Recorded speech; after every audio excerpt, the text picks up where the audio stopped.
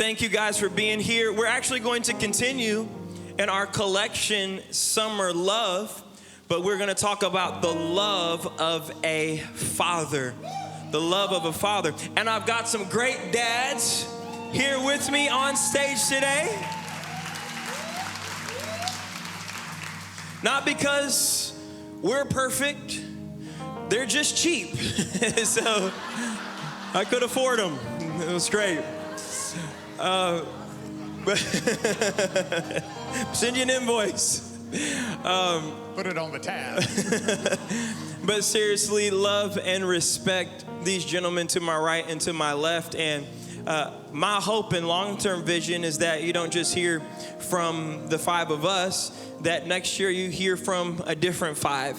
And you get to hear and really benefit from the wisdom of people who have walked through all different types of experiences in life. And nothing special about any of us except that we're sons of the Most High God. But we have all just walked unique roads. And it's our hope to share with you today. Like Pastor Lorna said, we do have a lot of sensitivity in our heart to those who have relationships that may be complicated with their father, or maybe your father left your life too soon in one way or the other, and we have a great sensitivity toward that. We never want to let the pain that we acknowledge eclipse the beauty that is the goodness of God in our lives. And that you'll hear today, even in pain and through pain, the goodness of God is revealed. And so we're going to talk about fatherhood today. If you're not a dad, that's all right. There's something for you to glean from in this conversation as well. But we are a church who actually celebrates men. You would wonder why that would stir a round of applause. Well, it's because we live in a culture that undermines men in every way, shape, and form. And the problem is, there have been men who have not been submitted to the lordship of Jesus Christ, and they have created a lot of issues and problems and stepped outside of their God calling and assignment to actually build up, protect, encourage, lean in, stay in relationships, men who have missed their opportunity to wash their wives in their words, to speak life into their children, who have used their position and role from God to dominate and be an authoritarian. That is not the heart of God, and that's not the heart of a man of God. The problem with culture typically, though, is when we experience a problem, we overcorrect to the greatest extreme.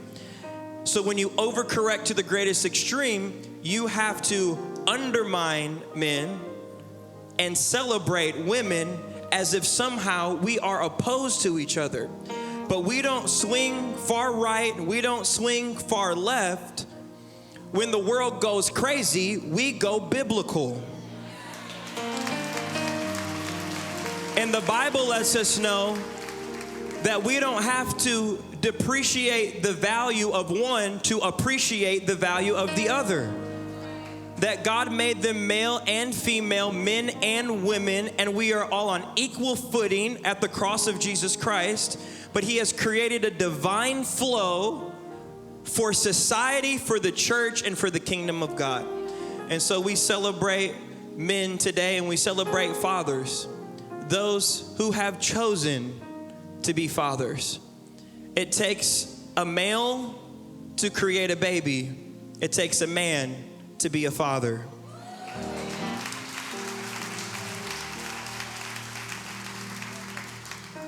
And so I've got some of the best in the game up here with me today, and these guys are leaders in the church.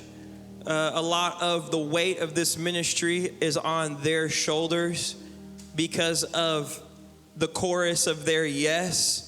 We get to enjoy what we are enjoying today. And I'm just so excited for you to hear from their hearts today. First, Joseph Aiken. What a legend. Go ahead and introduce yourself, sir. Joseph here, husband of Sierra. She was the one dancing with the hat on. We've been married close to 19 years this year.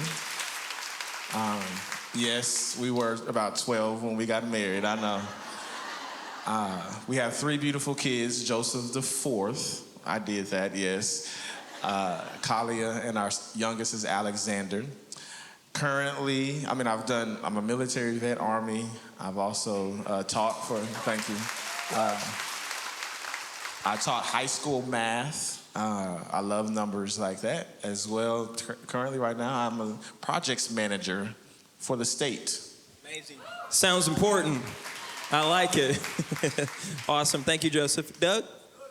Doug Jones. I've met many of you. I hope to meet all of you. We moved here January 1st of this year to be part of this community, and so thankful that we did. Been married to my wife, Leah, for 28 years, and thank you. Thank you. And then we were so thankful when we made the decision to come here that our adult kids chose to come here with us, and we're blessed that they're with us, Carice and Roman, right down here. And so there's no greater joy than seeing your kids serve the Lord and work in ministry. I mean, there truly isn't. I'm a senior investment analyst for an investment advisory firm. And here at Church of Whitestone, I serve on prayer partners, ushers, Lilo, and in the area of finance. Some of you may ask, what's a Lilo? Load in, load out. Yeah! Yeah. Captain Cedric's at the back right there with his hand up. So they set it all up, they tear it all down. And we're taking applications. So thank you, Doug. Appreciate you. What's going on, y'all? My name is Dafa Ansumana Davies. Some people call me DA. Some people call me Davies. You could call me any of the variations. So I've been married to my wife, Sandra. Is she in the room? She's not in the room. Some people don't even know what she looks like because she's everywhere and nowhere at the same time. But we've been married going on 15 years on the 27th. And we got married when we were 5, so. But we have 2 boys, Darian and Keelan. And at 18, God called me out, and I went to Bible college, and He changed my life forever. And I've been in ministry ever since. So it's about 18 years now. And so I've led worship. I've been a youth pastor. I've taught. And so now I'm leading worship here, as well as a recording artist. So honored to be here on the stage with these amazing men. Glad to have you, sir. Hey. Hey, y'all. Hey, I'm Dr. Kevin, and just to clear it up, I'm telling you, I'm here for you. So 2 doctorates, just so I can clear that up. I've got 1 in theology and the second's in marriage and family counseling. And yes, I will take debt applications at any point. So apparently I do that. Married to my wife, Michelle, for 5 years. I'm telling you, it's where it's at. She's got 2 amazing daughters I get the privilege to raise, and then I have a daughter from a previous marriage, obviously. She's serving in full-time ministry in Tulsa with her husband, who's also in full-time ministry there at Victory Church. What do I do here? I don't even know these days. Campus operations, oversee security, and as well as the ushers, and then just serve where needed. Honored to be here. Appreciate you. These guys all shine in the shadows in an amazing way, and we probably see the most of Davies and Joseph on stage, but all these guys work so hard behind the scenes and with our dream team that makes this happen. It's incredible. And you can join the dream team, so come talk to us. So we're going to start this conversation about fathers. And, I've realized recently that I need my kids to help me stay in touch with the culture. Have any of you realized this, that I don't know when it happened, but you crossed this threshold where you need help. You need a culture coach. You need someone to help you stay current with the songs and the trends and the language. I don't know if you realize it, but Gen Z, they're using some different words these days. And so I just wanted to see, dads, fellas, how connected you guys are to the culture. All right? Doug, we're going to start with you. Hopefully it's the same words as last service. It's not. Okay. Because I know what cap means now. Yeah. Last service we explored cap, ate and left no crumbs, skibbity, and things of that nature. Okay. And Doug, I would just like to ask you to define the term bussin'. He felt good about it. He felt good. Oh, I heard it last night. But I can't remember what it meant. What was the context? I think it meant like really good. Something really good. Yeah. Woo! Thank you. Yeah. Thank you, Emily was over at our house. She was, something was bussin'. The tacos were bussin' last night. That's right. We've got some like little donuts out there. Them donuts are bussin'. Come on. They're really good. They're for you, dads. When your wife reaches out to grab one, just smack a little hand. Just say, nope, these are for the dads. Y'all got flowers. They bussin'. All right. Dr. Kevin. Please define let him cook.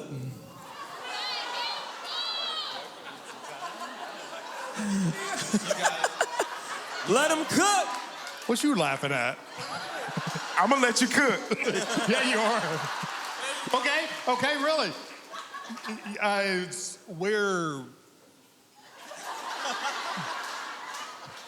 You're gonna let me cook? Okay. Yeah. And cook, like anxiety rate increase. Yeah. It looks like anxiety right now for sure. My face. Yeah. Am I close? Not really. No. I just mess with y'all. It means that you're gonna downplay something that's really cool. Like, is now? Nope, not that it is. I love the confidence though. I love it. I had it until I saw his face, and Joseph was like, no, bro, that's it. Y'all got let him cook? Sure. Let's say basketball, one-on-one. You just move out the way, let the dude do what he's gonna do, cross him over, make the buckets, let him cook. He gonna handle his business. Do your thing. Do your thing. Very good. Yeah, that was my third guess. An encouragement to allow someone to continue with their current activity without interference. Primarily in the context of showcasing a skill or talent. Okay. All right. Here we go, Davies. Dank.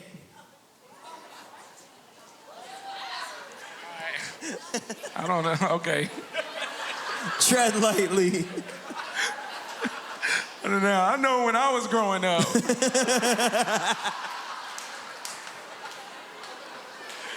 This is not millennial. This is Gen Z. I'm guessing since you said it on stage that it don't mean that. So I'm gonna just go with IDK, bro. I don't know. Dank is to refer to anything that is high quality or excellent. Is that right? Originally, Sammy, it was is that used right? to describe. It's outdated. That's what I'm saying. I know. It's still in the top 15. I'm gonna listen to Gen Z. Okay. If that's the case, define standing on business. Okay. That's what we do here at Whitestone. We stand on. We stand on the word. Oh, don't get me preaching up here. We stand on it. That means you're handling your business. You're standing on your morals. You're standing on your priorities. Yep. Yeah. Yep, that's it. That's it. Standing on business. That's hilarious. Okay, Joseph, please use the word aesthetic like Gen Z uses it.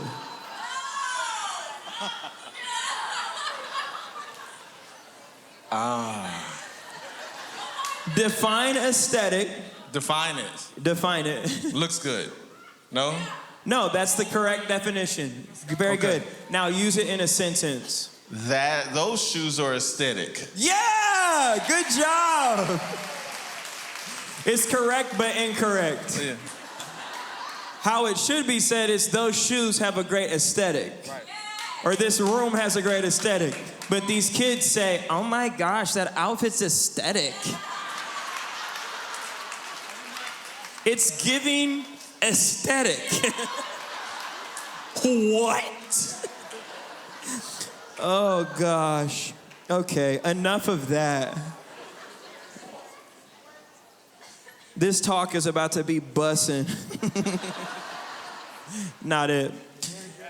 Okay, so tell us a little bit about, oh, this is off the rails. Tell us a little bit about upbringing, okay? Because so much of how we engage in relationships is based on how we were engaged with. The context that we were raised in a lot of times creates the way that we're raising our kids.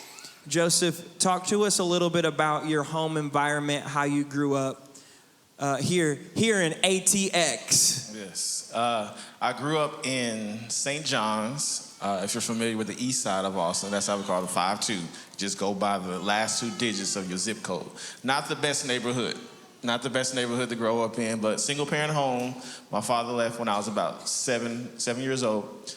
I had 2 younger brothers before my mom adopted, and then there was four boys. And so I'm the oldest of 4 boys growing up, single parent home. Mom killing it. She's working a couple of jobs. She's going to school full time. She kept us in church. Like, we was the ones that was there all day, Sunday, Wednesdays. I grew up in church. And so for me, I still remember the day that my father left. Vividly, to where he's like, hey, I'm gonna go cash my check. You wanna come with me? I'm like, nah, I'm good. I'll see you when you get back. I didn't see him for about 8 or 9 years after that. Wow. And so that has impacted how I engage with men, and men more so in authority. And you don't realize the boundaries and the walls that you set up. I didn't realize the boundaries and the walls that I set up, and the lack of transparency and the lack of vulnerability and openness that I was walking in for a heavy chunk of my adult life. Wow. Now you've got 3 beautiful kids, yourself, you and Sierra. Has that moment as a 7-year-old boy impacted your relationship with your kids positively, negatively? How has that framed your relationships? I think all of the above. I thought I knew how to be the best father, and I wanted to be the best. The motives for me even wanting to be married initially was to have kids, to show my dad that I'm going to be better than you. That was the wrong motive. And so I tried to be Superman, put the S on my chest to show my son I can be perfect. And I remember God revealing to me through his word that your son doesn't need you to be perfect. And so the things that I needed to show him was the authenticity, the transparency. I needed to teach him those things of how to be a man. And so growing up, not seeing it, I didn't know what it looked like. I didn't have the blueprint or some type of template or something to show or reveal me like, hey, this is how you do it. It was a lot of trial and error. I didn't want my son to see me make mistakes. I had to learn he needs to see me to make mistakes so that he doesn't walk down that same path of thinking he has to be perfect and he has to get everything right all the time. I think the first part, I think of Proverbs 22, where it talks about train up a child that in a way that he should go. And when he departs, he won't forget it or he won't leave it. And it's this idea of the prerequisite to that is I have to be trained in order to train somebody in the thing that I'm called to do. And so if I'm not walking in concert with the Lord and his word, I'm not walking in tandem with the Holy Spirit, then I can't train him and teach him the things that he needs to learn. So good. DA, you had a present father who was emotionally absent. Talk about that.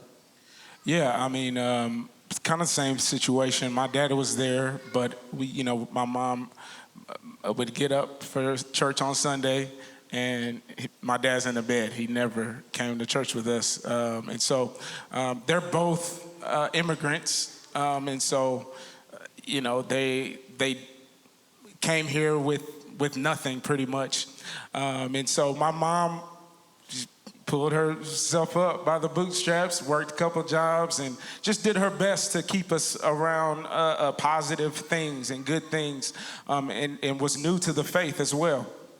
And so she really was the most present. My dad was there, but it was he was doing his thing. He would be home sometimes he wouldn't be home. When he was home, he was not really talking to us or yelling at us. It was one of the two.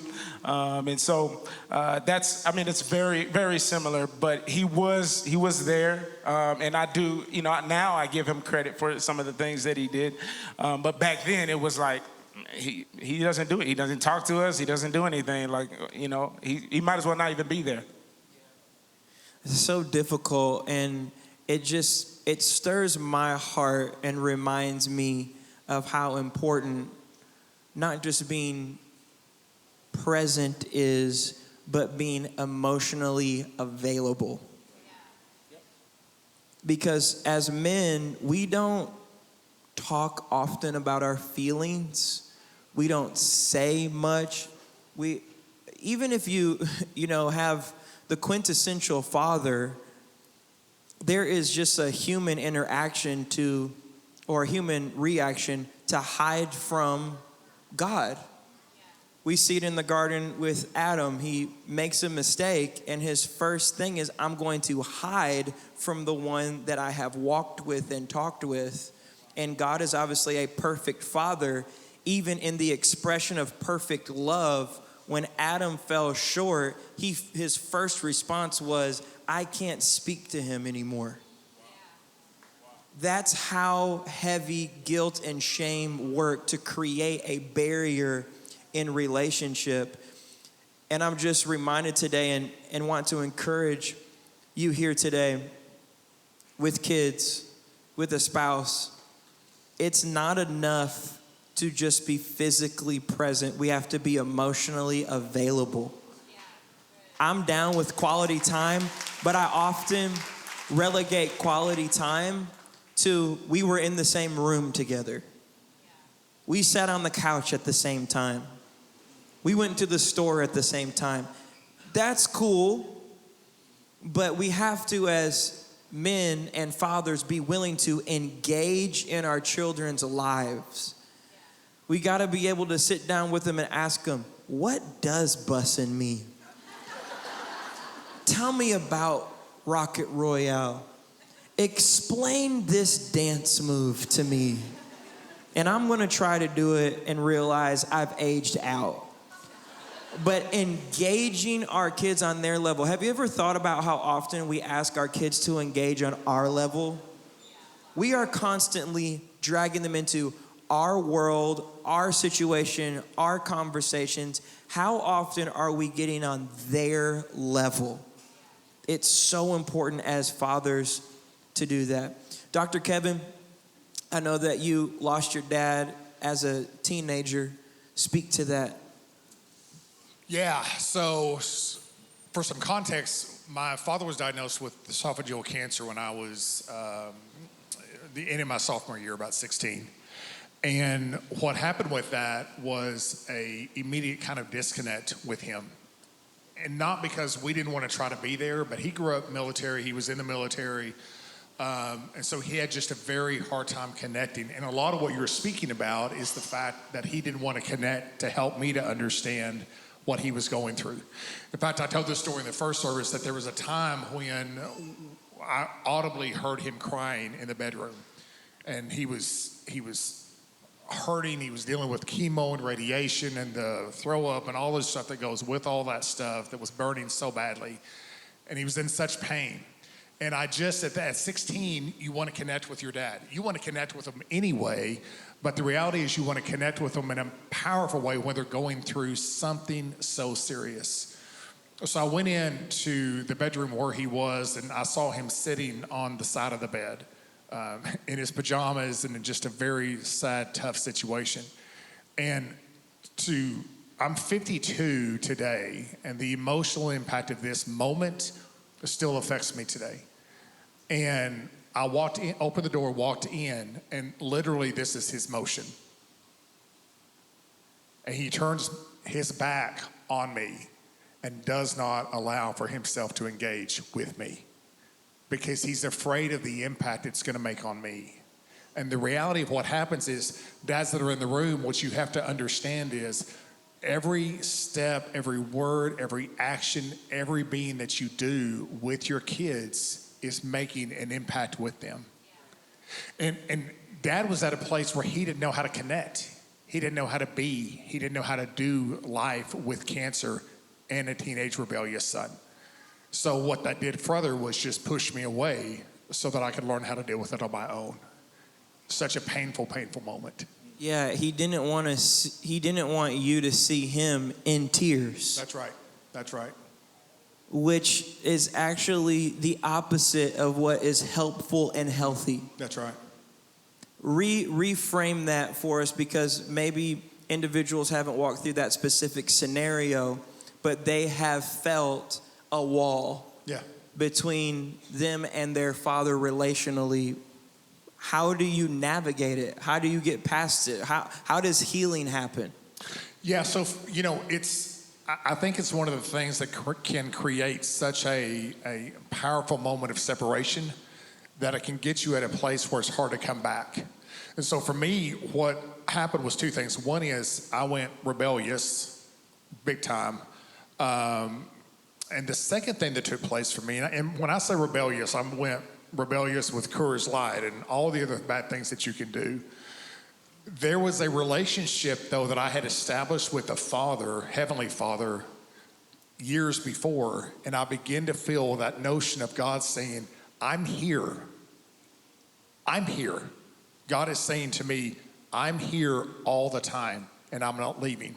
And it was on June 6th of 93 that I began to have that come to Jesus meeting, rode my pickup 7.5 times, and saw the dream, in a dream the night before, saw the wreck take place. But I'm on a CAT scan table at a hospital, and I cried out to God, and I said in anger, because I'm ticked because he stopped me, and I said, what do you want? And he comes back and he says to me audibly, I just want you to love me. And that's it. And that's the thing that we've got to understand of how do we come back from a dad that's not present? We don't forsake the one that gave his life for us.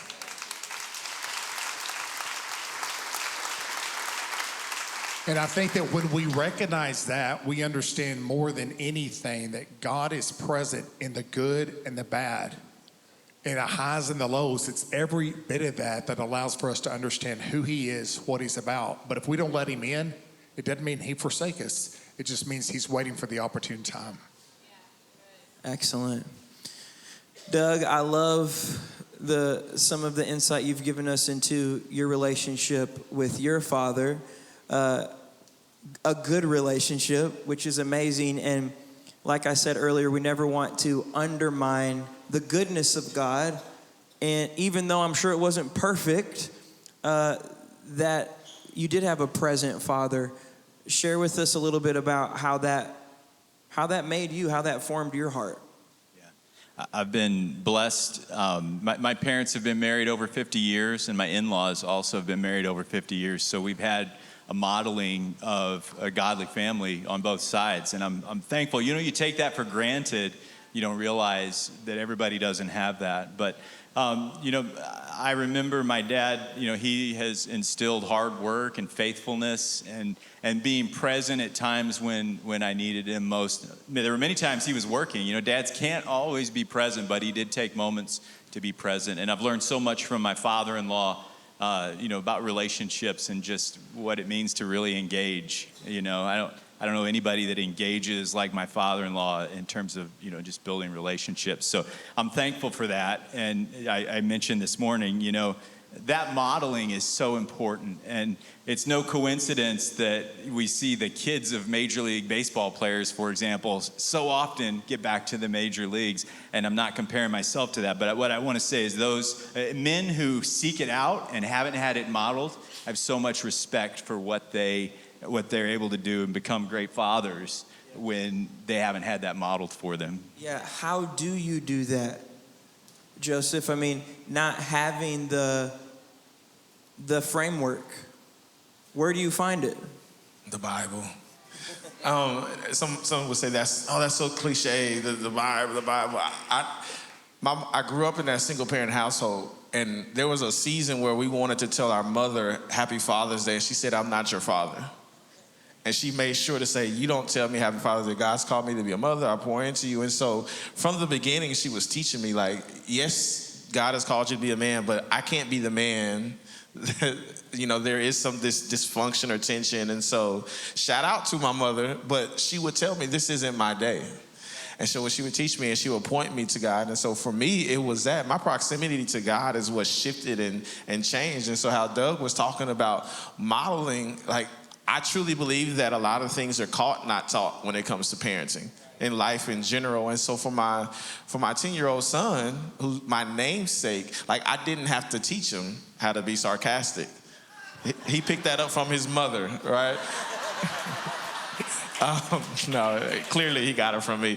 But I don't have to teach him those things. I don't have to show him those things. Like, he's picking up the sarcasm, the comedy, how he handles things. Are you going to pick things up? Like, because he sees me doing it. And so it's not enough for me to just say, hey, this is what you do. I have to show him what to do. And I think it was the Bible. And so the more and more I drew closer to God, it was the more and more that what was coming out of me and what he would see was godly. And so when the Bible talks about a good tree bears good fruit, bad tree bears bad fruit, and then it begins to go into from the abundance or the overflow of the heart, so our mouths speak. And so what my son was getting was an overflow, or what my kids are getting, or an overflow of my quiet time, my time with God. But it can't just be quiet time in my secret closet. My son needs to see me reading my Bible. My son needs to see me crying. My son needs to see me praying. My kids, all of them need to see these things, because if they don't see these things, they don't know this is normal. These are the things that we're supposed to do. And so we have to normalize these things so they're not growing up thinking, oh, I only pray when it gets hard. No, we celebrate the God of the universe, like he said, because he's the creator. This isn't something we just do and we tolerate. No, we worship and praise. And so I think for me, it was my time with God that really began to show me this, because my wife revealed to me when I was teaching that I would come home and I had poured so much into all these other kids emotionally because of I got the not so good kids sent to me. You know, those kids that want to skip class and come to your class. Like, I was that teacher, like, no, go to your class. And so I had all these kids coming, and I would have to pour into them. And I'd come home and I'd give my kids leftovers, and I would give them seconds. And my wife called me out and she said, your kids deserve the best parts of you. And so I had to come in and take that 10 minutes of decompression before I walked into the house, or get my quiet time. Waking up at 4 o'clock in the morning, there were sacrifices that needed to be made for me to be present, for me to get my quiet time with God, because when I wasn't in my word, it was reflected in my parenting. Right. Wow. Excellent. Davies, you've kind of initiated a reconciliation with your dad. Maybe that word's too strong. Correct me if I'm wrong. But how do you overcome some of the emotional baggage that comes with a difficult situation like that to make a relationship possible? Yeah, well, I think once I became the leader in my home, I realized how much grace I need to give my father. Because I didn't have an example of even how to be a husband, I thought my only example was Martin and Gina. That was my example. which, I mean, you know, it's not a bad example. It's probably not the Kick one I should rocks. it's probably not the one I should be looking to. But that was all I had. And so my poor wife had to deal with that for so many years. Because I was trying to be Martin. Dang, Gina! But, you know, the grace that God showed me, when I realized just how much I needed, I had to call my dad and apologize to him. Like, I'm sorry. I'm sorry for holding all these things against you. You know, back when I was in school, he would say, I was born in a bush. That's what he was saying. It's crazy. It's like, what are you talking about? He was born in a bush. The tribe that he was born into, he has tribal markings on his back. It's something that I cannot even understand. But he was saying, I came here from the bush, and I made a way for myself. You can pass on this test. You know, and so he didn't have an example. You walked to school barefoot. Now, I don't know if a lot of this is true. I feel like sometimes, they be putting sauce on it a little bit, you know? Like, all of y'all weren't straight A students, come on. But that he was trying to get me to see, like, you can do it. Now, he did it in his own way. He didn't have the verbiage. He didn't know a lot of these things because he didn't have it. So I had to apologize to him. I'm sorry. You know, you didn't have that example. How can I be upset or hold that against you? That doesn't make it right. You know, for me, I can't continue doing the same things to my boys. I have to find a way. I have to seek God. And I think that's the key. It's his grace. It's his grace. It's his grace. And that's the only way we overcome. That's the only way. So you weren't wrong, but you apologized. Explain that. I mean, again, I'm a dad. I've messed up so many times, thinking I knew it was right. Well, he did it this way. I'm doing it this way. Nope, that's wrong too. You know what I mean? Like, I needed that grace, and many times I had to apologize to my kids. You know, it's like we're all trying to. If you're doing it right, it's gonna be hard. If you're doing it right, it's not gonna be easy, and so. It's just grace. It's grace. I love that. I just have so much respect for someone when you were the one offended who goes to the person who caused the offense and lets them off the hook. Realizing this is exactly what Jesus did for us. We offended him. He came to us and paid our price, our penalty, so that we could have an everlasting life, but also be in relationship with an everlasting Father.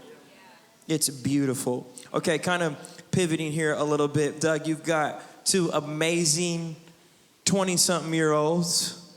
I know they're early 20s, some would argue mid-20s. You know, they don't like to hear that. When you start approaching that mid-20 mark, they get very emotional about it. They feel like their life is almost over, and it's hilarious. We were all there. We were 23 and 24. But how has your relationship with Roman and Carice shifted with them being grown now? Yeah, that's a good question and an interesting situation with them sitting right in front of me. Yeah, maybe we should interview them. So, you know, anything I say, I'm still striving, right? I'm still striving, and that's parenthood, right? You make mistakes, you try to do better and grow. So, but the way that I think about it is, you know, coming into adulthood, there are two big things that need to occur, more than that, really, but. Somebody has to have discipline transition from external discipline to self-discipline. And that's a mark of becoming an adult. And then also responsibility transitions from imposed responsibility to, like, I own it. This is my house. This is my room. This is my whatever, right?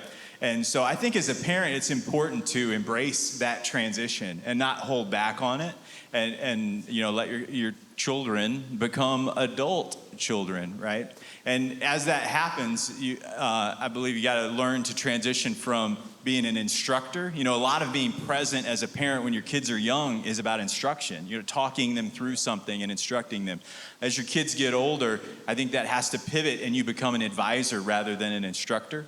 As I was thinking about this, I was thinking how, you know, you don't get to pick your instructors. When you went to third grade, you know, your teacher was assigned. Your parents were who your parents were. But you get to choose your advisors.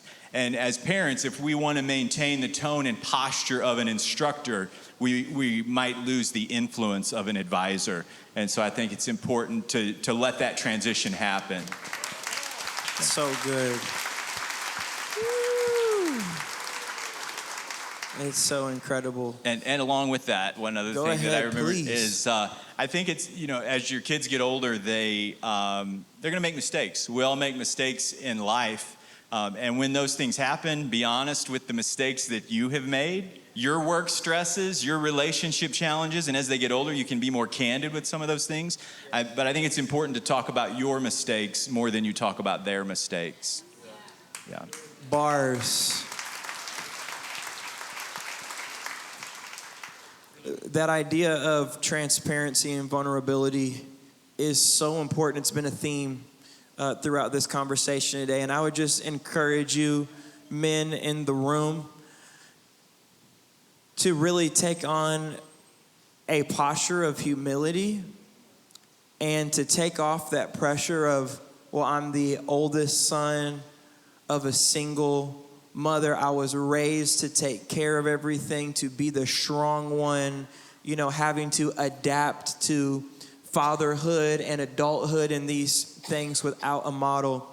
And just know there's so much freedom and vulnerability. That transformation happens through transparency. But it's not just you who are transformed through your transparency. It's your children who are transformed through your transparency. I was riding with one of my sons in the car after a game, and I think he was a little disappointed about his performance. And so, you know, his lip was stuck out, he was pouty, he was upset, and just upset with the way that he performed. And I was trying to communicate to him, bro, you're gonna make mistakes. You're not going to always make the right play. You're not going to always do the right thing. You're not going to be perfect, and we're not even expecting you to be perfect. I would rather watch you have fun than watch you try to be the best person out there. And I said, do you know that I make mistakes all the time? That whenever I stand up on stage to sing a song, I mess up. He's like, no, you don't. I'm like, it was the first time in my mind that I realized that my kids really thought I never made a mistake. That's a heavy weight for them to carry when the perceived expectation and standard is perfection. It's impossible.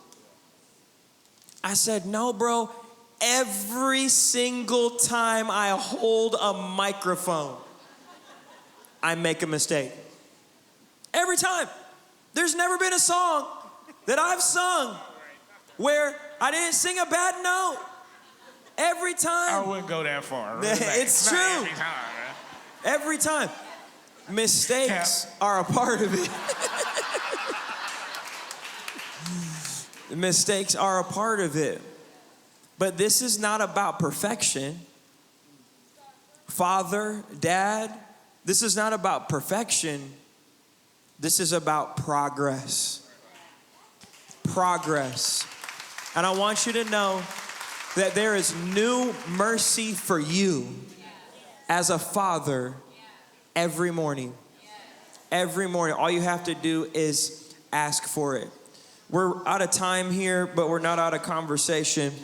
But just in respect of your lunch plans, I'm going to get you up out of here, but I am going to read this one last verse. This is Galatians 4:4-7, and I'm reading in the New Living Translation.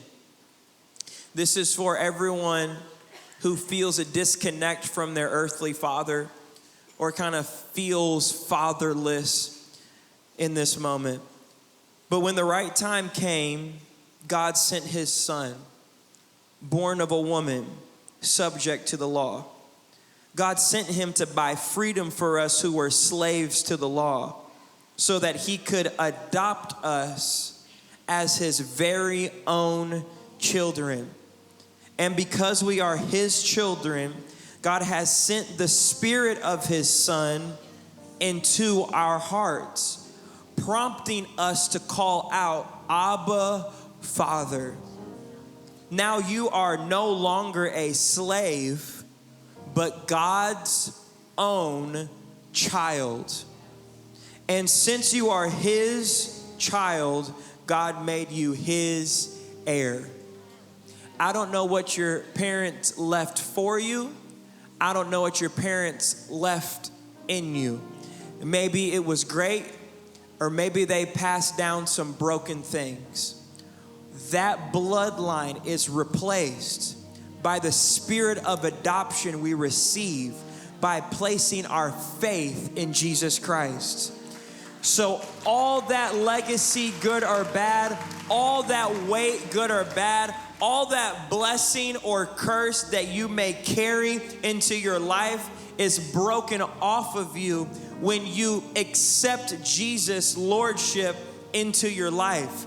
And he becomes more than a person, more than a figure. He becomes your heavenly Father, your everlasting Father, and everything that's true about him becomes true about you. And so you are no longer fatherless. You are no longer uncovered. You are no longer poor in spirit. You are rich in spiritual things, because Ephesians says he has given you every spiritual gift. And so you are fully loaded through your heavenly Father. I hope that this encourages you on this Father's Day, during this Summer Love Collection, to know that you are loved by God and you can cry out to him and he hears and answers your prayers. Can you stand up on your feet? Give these gentlemen a big round of applause for who they are and what they represent.